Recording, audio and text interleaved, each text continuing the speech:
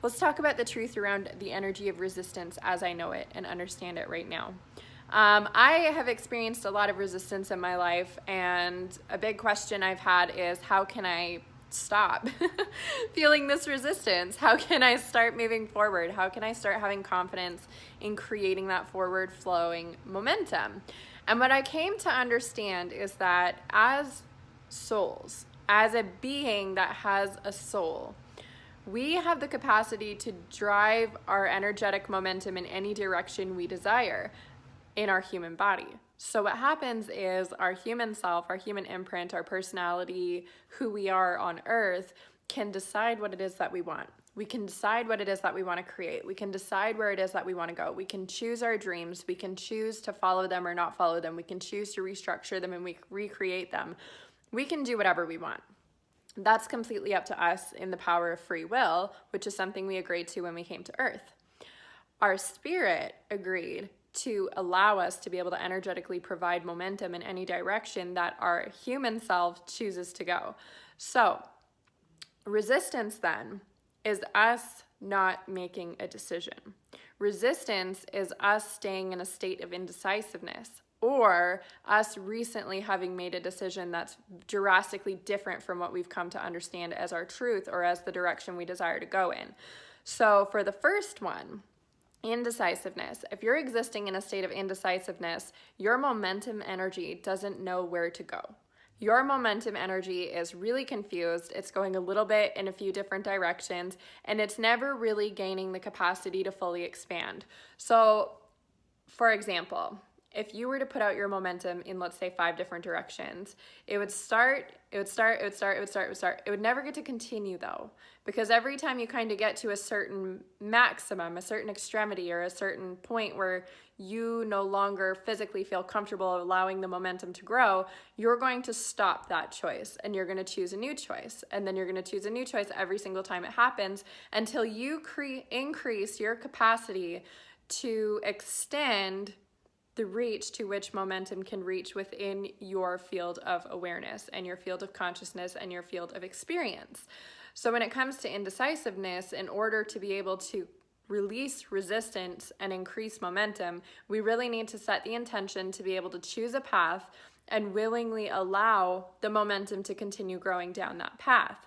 Now, a lot of people think that once we make this choice, momentum will kind of accelerate out of control. And that's often kind of the subconscious fear that stops us from continuing to grow. We don't want to spiral out of control. We don't want it to move faster than we feel that we can reasonably handle. So what ends up happening is that fear will keep us back in a state of confusion. That fear will keep us back in a state of unwillingness to commit to a decision. We do have the capacity to make a decision and to request that the momentum moves at a rate that is honest and true and comfortable to our human body because of free will. Because we have the free will, because we have the choice to say, yeah, I want to make this choice. I want to proceed with this, yet I need to do it at a way or at a pace or at a rate that is going to feel right for me. And that's really the power of getting out of resistance and into momentum when it comes to indecisiveness. Now, when it comes to switching your decision, that's entirely different.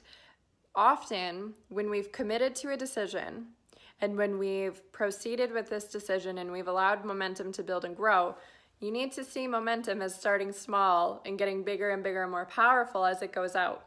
So imagine then, if your decision was really far out there, the momentum was really huge, maybe you joined a university class and you've been going for 4 years and you realize you don't want to do it anymore. Maybe you've been in a relationship for 10, 20 years. You realize you don't want to be in it anymore. Big decisions like that. We've allowed the momentum to grow for a really long time based on our commitment to our decision. And so when we choose to turn our decision in a new direction, when we choose to decide differently for the first time, for the first few times, what happens is that massive amount of energy that is accelerated in one direction and grown in one direction needs to be shifted.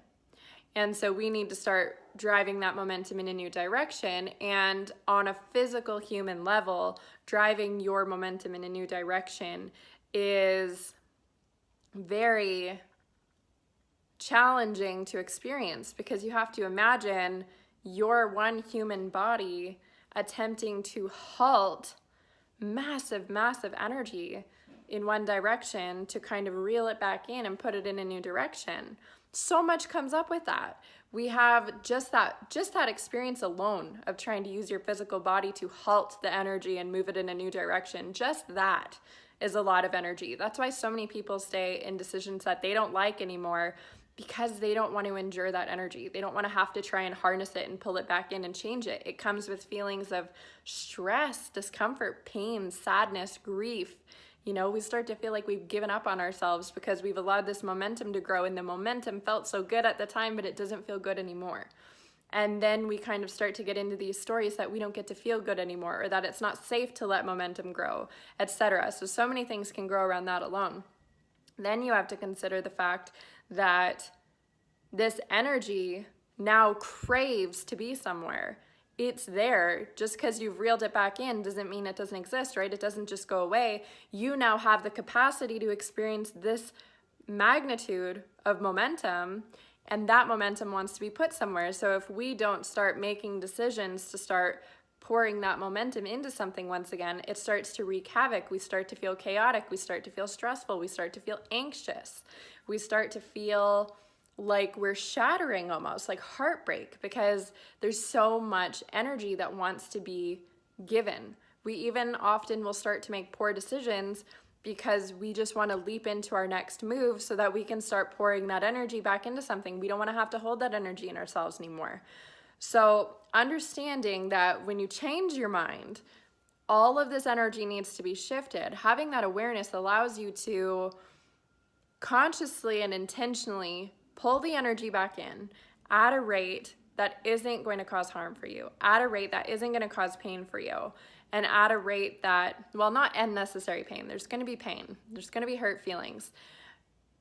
You don't have to let it come in so quickly that it feels like you're shattering, though, because that's the point where we stop committing to our new decisions. That's the point where we stop deciding to change, because we're afraid that this energy is just too much for us to handle. So allow it to come back to you at the rate that feels right. Choose the new direction you want to go in, even if you have to choose something completely different. If you end a relationship of 10 years, probably you don't want to get into a new relationship right away, right? So even if you were to shift that momentum into a new hobby, or shift that momentum into your career, or shift it elsewhere, as long as you're shifting this momentum into new areas, even shifting it into your health or your well-being or your desire to explore new things, and kind of letting it trickle into multiple pathways as you figure out your next steps, as long as you're giving that momentous energy a direction, creating these new shifts in your life becomes a lot easier. So then the reality of a resistance is that we're not actually experiencing blocks. It's not that something's stopping you from going anywhere.